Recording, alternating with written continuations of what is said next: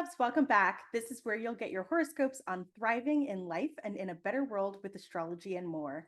Today, we'll talk about the end of August from August 19th to the 26th. We'll start out with a third quarter moon at 26 degrees of Taurus. And so, with this moon that's losing its light, it looks like a half moon out in the sky when you go and see it, but it's moving towards a new moon, which is when the moon gets dark. It's time when we're talking about um, permaculture and things like that, and talking about uh, agriculture and whatnot. It's the time when we harvest or prune, and we also will cultivate to prevent weeds from growing. During this time, we can propagate cuttings of plants, but we don't want to sow seeds just yet because they'll go to seed. And so, how can you do this, whether it's literally if you're into farming and things like that, or figuratively in the Taurus ruled parts of your life?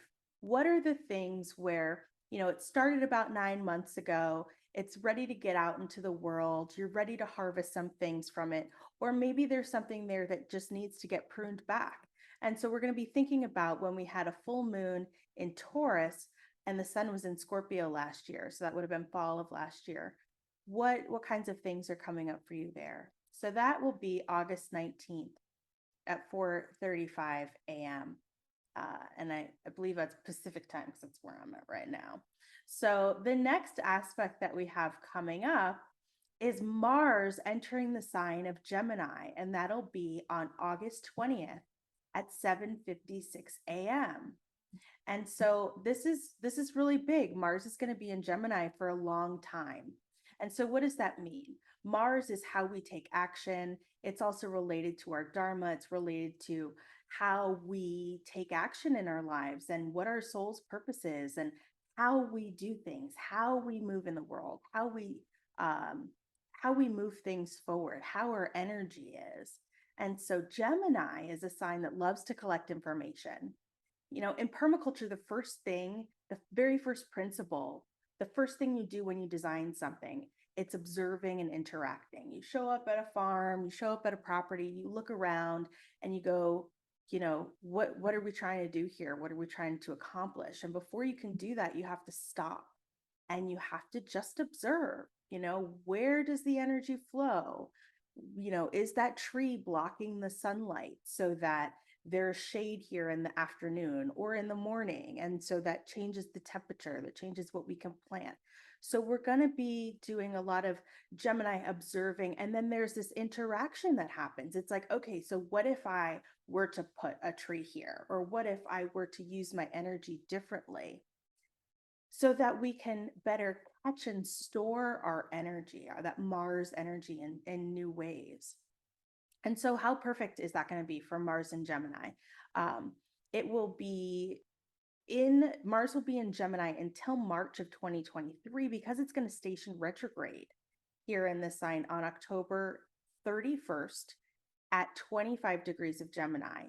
And then it's going to station direct on January 13th of 2023 at 8 degrees of Gemini. So from pretty much October, November, December, and then the first half of January, we're going to have this Mars that's moving backwards. And what happens then, right? So we're going to be trying to make things move forward. Things might not quite work out. We're going to need to slow down. But I think some of the opportunities that we have for this Mars and Gemini transit is engaging in courageous conversations. It's going to be speaking up. It's going to be trying new things and observing how we share our voice, making sure we don't lose our voice. It's going to be about how we get hands-on learning done and leaning into what needs protecting. Mars is a great protector. And so are there people who need protecting, like children? That's a pretty Gemini thing. Young people. Does our education need protecting? How about free speech? What about the ability to move around our local areas and things like that? I think we're also going to be reminded of the nodal transit that happened last year and the year before, when the nodes of fate that kind of they're an arrow that point us in a direction to what we need to focus on. Those nodes were in Sagittarius and Gemini last year. And I think it's really important because this Sagittarius Gemini axis, it also really highlights the United States Sibley chart that has a Sagittarius rising. And so Mars going retrograde in Gemini, especially during these midterm elections, I think we're going to be asked to look back at those 2020 elections, obviously, because that's what midterm elections do, and assess where we're at and how we want to move forward. Mars has been in Taurus, which is an earth sign. It's where we get active about fighting for peace and the planet. And in permaculture, one of these three ethics that we have in permaculture, it has three ethics. It's people care, fair share, and earth care. This earth care principle is totally this Mars in Taurus transit. And so that's what we've had an opportunity to experience before Mars goes into Gemini. This earth care or lack thereof that needs action. I know I personally have seen some stories come up about how the United States allows a number of chemicals in processed food, and those chemicals are not allowed in processed food in other countries. And I was seeing this information come up during this Mars and Taurus transit. I don't know if you've seen the same. I'd love to hear, put it down in the comments, share with me. Let me know. And I think it would be pretty cool to start having conversations about that as Mars moves into Gemini, so that it's like, all right, I'm heated, let's talk about what we're going to do about it. And so that's just one example. I think during this transit, we can ask ourselves, where can you be assertive? Where can you be protective? Where can you have courageous conversations? Where can you align with your purpose? Because like I was saying before, when Mars is retrograde, you might feel like you're getting it wrong. Well, it's because you've been observing and interacting, and now you're trying again because you're applying the self-regulation and the feedback you're getting. So if you feel like things are not working out, it really is an invitation when, a door closes or something kind of doesn't feel like it's flowing so easily, to slow down. We need to have some slow solutions sometimes, right? And um, that's a great time for it, is when a planet goes retrograde. You're going to go inward, and it's just an invitation to master this part of our charts, because it will help us figure out how to assert ourselves and care for ourselves and other people and protect what needs protecting in radically new and really wise and loving ways once Mars finally moves into Cancer next March, because that will be the invitation for the Mars in Cancer transit. So we've got between now and March, and we've got that retrograde coming up. I'll have more about it. I actually was just talking with my brilliant friend who I love, Mallory Hasty, about Mars and Gemini. So catch our video about Mars and Gemini. We do a full deep dive. We go through the all 12 signs and where it's happening in which house system. So I'll put a link to that video over here so you can check that out. The next thing we've got coming up here is on August 21st, we've got Mercury opposing Neptune. So Mercury's in Virgo, this really discerning sign where we get lots of information, and it's going to be opposing Neptune, which is in Pisces. And so they're both of these planets are happy where they are. They do what they do really well. Mercury can communicate, it can get information, it can get really organized, it can refine its skills. And Neptune is this planet of boundarylessness. It is this collective unconscious in Pisces. It's this higher love and spirituality, and also this fogginess and this glamour. And so we have these two energies coming to look at one another like, hey, I'm doing what I do and you're doing what you do, and you do it pretty well, and so do I.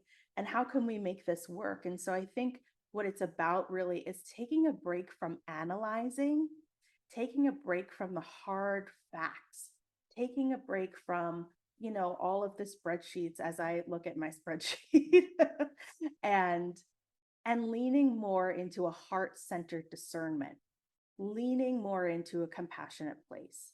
It's time to stop with the rules. It's like if you're the person who's at work and you're like, yeah, but the policy says the thing. It's like, let's stop. Let's slow down. Let's not make a decision based on rules when it's harmful. Let's make a decision, if it doesn't make sense. Let's make a decision from a heart centered place. This does happen on a Sunday, at least in the United States. So go chill out, spa, bliss out, listen to some running water, to tune into this energy. It's also when you've got Virgo and Pisces, it's also about the power and wisdom of nature. Again, not whole, I can't speak, not cold, hard facts and figures, but more about nature and our hearts. Because that information is also part of the data that we need to take into consideration. We need to remember there's more than just facts and numbers all the time. There's wisdom that comes from other places as well. So let's lean into that. Then on August 22nd, we've got Mercury trining Pluto. So Mercury goes from this kind of foggy place where it was like, hey, maybe I need to step away from the spreadsheets and lean more into my heart.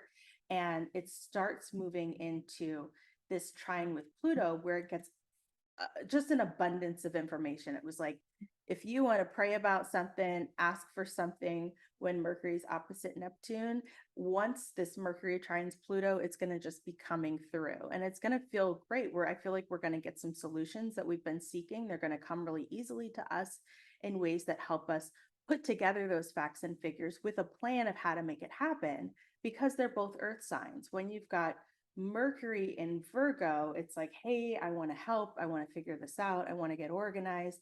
And you've got Pluto in Capricorn. It gives us the power and the authority to build the structures that will last and support us. So I think that's a wonderful invitation we've got coming up.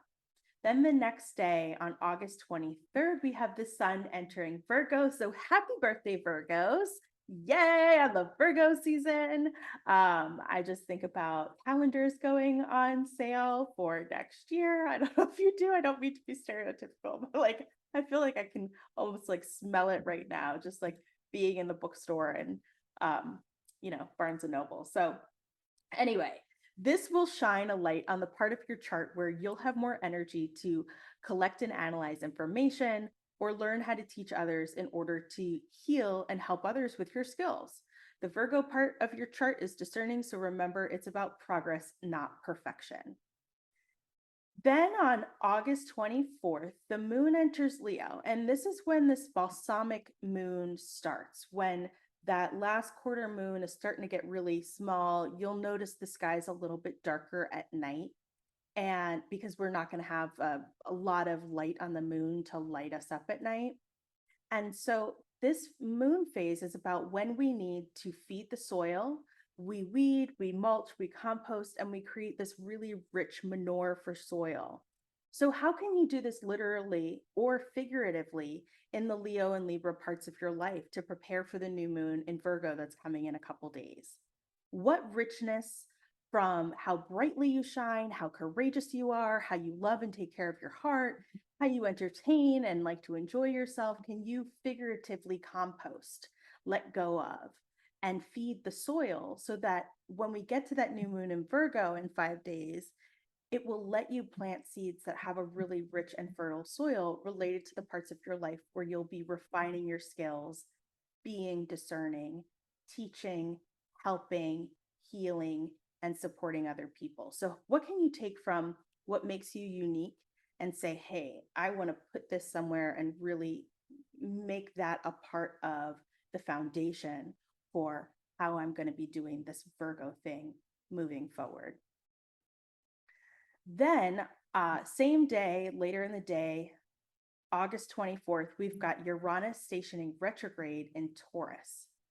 Uranus has been direct, moving forward in the sky since January 18th of this year. So Uranus is a planet that pulls our attention to something that we weren't aware of, that we really needed to pay attention to, and it does it very quickly. It can give us energy to try new things, take a chance, roll the dice, kind of anything is possible energy. It's a great time to listen to the messages we get from unexpected places. Make sure you're listening to that voice inside you. Back to what I mentioned about Mars and Taurus being about earth care, Uranus stationing retrograde, which we'll be feeling a few days before and after this exact date, maybe 5 to 7 days before, definitely 3 days before and 3 days after. It could give us some inspiration or radical ideas on how we can better care for the earth. There's an invitation to lean into the permaculture principle of using the edges and valuing the marginal, the things that are different. Creativity always happens on the margins and the edges. If you think about it, just think about like the wild and beautiful flowers that crop up on the edge of a forest or alongside the side of a road, like on a highway or something, especially in summertime. It's that kind of wild, beautiful, surprising, unpredictable, but totally needed energy. So look out for that kind of information or those kind of experiences where you can be like, hey, I never noticed that thing over there. And it's actually really beautiful. And why don't we bring that in and just make that a part of our lives, or just value it, just appreciate things that you haven't noticed before. Later that day, big day, August 24th, again, we've got Venus trine Chiron. So Venus is about our relationships, it can be about money, it can be about beauty, and Chiron is an asteroid that's about the wounded healer archetype. So it's like our greatest wound prompts us to do some learning, and then we can heal ourselves and heal other people, and we can teach people what we learn along the way. This is abundantly flowing healing energy from being in relationship with others. It's an opportunity to hold space for friendship and love and beauty. We can have a great time learning, bringing in something beautiful to help with healing, or seeing the beauty in our scars. Sometimes it's the imperfections that make something or someone beautiful. It's about truly caring for other people, perhaps even bringing up an opportunity to talk about equity and honoring our individual needs, since Venus is in Leo, as a means for healing. It's an opportunity to feel healed about the wounds that we had related to letting our own light, our own love shine and be seen for who we truly are. Valuing that diversity of all our uniqueness and our individuality. We can see what resources that we have, another way of looking at Venus, and seeing that all of those resources that we have, that like which ones are valuable, which ones are renewable, whether they're intrinsic, like they're inner resources that are a part of who we are, or they're extrinsic resources, they're tangible material, like things that we have and own and hold on to. It's going to be a really powerful time of integration that will hopefully help us and feel really good, given just all that we've been through this year, this summer, the past couple of years. Great opportunity for a feel-good moment. Then on August 26th, this is our last aspect we'll talk about. We've got Mercury entering Libra. And so Mercury's moving from Virgo, where it loves being, into Libra. And it's moving from that powerful discovery and energy of wanting to make things happen when it was trining Pluto a couple days ago. And it moves into the space of how are we going to, moving from making things happen more to like getting feedback, weighing its options, trying to find some balance and harmony from like this, hey, pushing energy of like, hey, I found all this information and I want to move forward with this, to, hey, what do you think about this? And can I really do that without bulldozing things or people? And it's a great time to learn how to communicate better in relationships. We get to apply self-regulation and apply this feedback and then move forward. So that is all for this time. Next time, we'll start with the new moon in Virgo that happens on August 27th. Please subscribe, like, and share, as it will help other people find this channel so that more people can thrive and make the world just a little better with astrology. I'll see you next time. Bye. If you enjoyed the episode, please take a second to rate and review.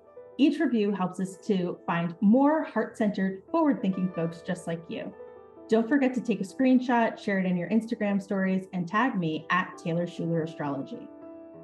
If you're interested in an astrology consultation with me, you can book online at my website, taylorschuler.com. If you like my digs and you're looking for short-term furnished rentals because you're a digital nomad like me, or just because, don't forget to use the link in the show notes or code Taylor_C6I at hellolanding.com for $250 off your rental. See you next week.